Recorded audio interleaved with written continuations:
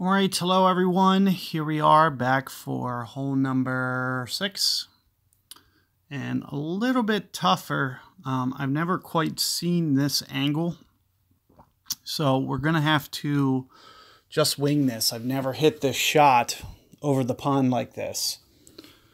What I typically do is a perfect ball, full curl max shot. Which you're not gonna, well, you can still do it, but you're never gonna make it back towards the fairway.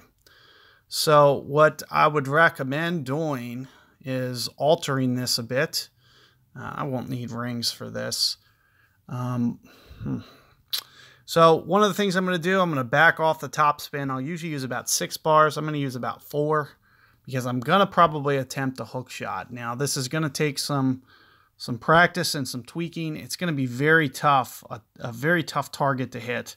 So I'm thinking for a very first effort here, somewhere in the neighborhood of 2 additional stacks on top of what I just started.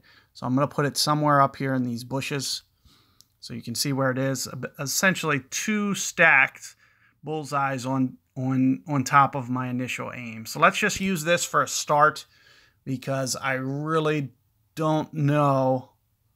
Well, it looks pretty good so far. Let's see about the cut angle. So here you can see that it's going towards this sand. That actually looked pretty perfect overall. I just need to tweak my spin. So you don't want to really play with the curl too much. It's a little bit too complicated. So it's much easier for me to change that spin. I can still use the 4 bars, but I'll just, instead of putting it over towards the side quite as much, maybe I'll only use 2 bars of left spin, for example. And that'll just project it right into the center of the fairway. So that's what I would recommend for you guys, is to just be able to do that. I essentially, you know, as you saw, you could see how I set up. I was set up, if you want to replay that video, the left of my bullseye was what I was using as my aim point. So if you drew a line up parallel with the wind, from the left of my bullseye, I'm kind of visualizing that as my target. So if I started there as my target, all I needed to do on top of that was 2 extra stacks. It's equivalent to going, you know, 25 total rings in terms of, you know, movement, because I basically was assuming that I already went the first 5. So let's take a look here. This is mid club. Thinking 5-ish per ring here, maybe 10.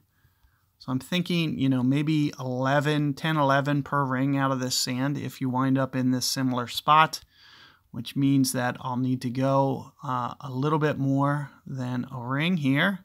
You can see with what it looks like. I just put it off to the side so you can see the view.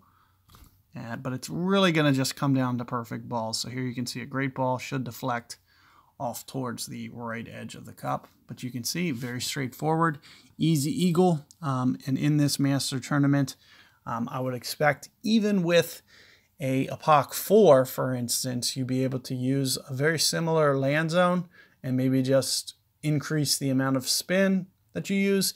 Keep in mind, wind fluctuations are going to very much change the way that that shot plays. So you won't get very consistent results. You're just going to have to really concentrate and hope to just, you know, hope for the best. There's a large luck element to that shot, unfortunately, that you're just not going to be able to get rid of no matter what. But, you know, hopefully it goes well for you guys. Good luck with that hole. And I will see you guys coming up on hole number 7 here.